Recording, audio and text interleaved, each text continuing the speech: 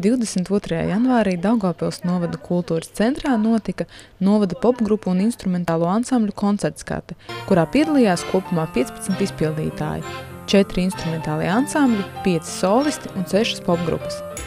Visi instrumentālie ansambļi un popgrupas sacentās par iespēju pārstāvēt Daugavpils novadu visas Latvijas mērogā, dodoties uz konkursu Rīgā.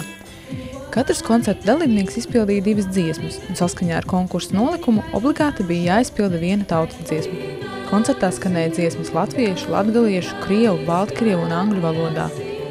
Dalībnieku sniegumu vērtēja žūrija, kuras sastāvā bija mūzikas pedagoģe Olga Arhipova, mūzikas pedagoģe grupas Stage On vadītāja Tatjana Larionova un Naujenes mūzikas un mākslas skolas direktors mūziķis Spodris Kačāns. Man bija ļoti grūti, jo ir dažādi vecuma posmi, teiksim tā, un principā bērni visi ir malači, var redzēt, ka visi gatavojas, un visi, tas uztraukums arī un pārējais.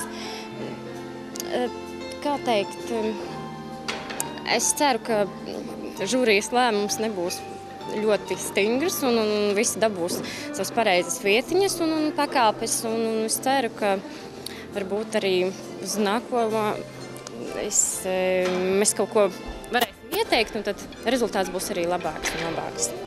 Instrumentālo ansambļu kategorijā sīvā konkurencē uzvaru un tiesības pārstāvēt Daugavpils novadu Rīgā izcīnīja Špoģu mūzikas un mākslas skolas koklētāju ansamblis Vijas Mickevičs vadībā. Popgrupu konkurencē pirmo vietu izcīnīja Meduma pamatskolas popgrupa. Mazās dziedātājs ieguva iespēju cīnīties par visas Latvijas labākās skolēnu popgrupas titulu. Žūrijas komisijas locekli Tatjana Larionova aicināja visus mūzikas skolotājus, ansambļu vadītājus un, protams, arī dziedātājus būt aktīviem arī nākamajā gadā.